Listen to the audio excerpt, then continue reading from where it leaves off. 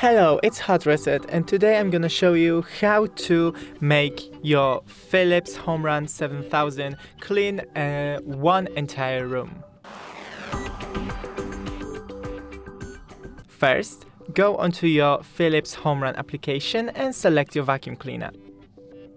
Then, click on Custom Clean, then Room Clean, and select a room you want to clean. For example, this one. Oh, it's unavailable because it's not a room. Okay, it's outside my home. So, okay, this room. And next.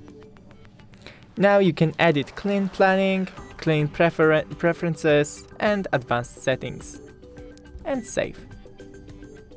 Now, I'm not going to click it because the vacuum is on my desk and I don't want it to fall off. But that's it. Don't forget to leave a like. See you in the next one.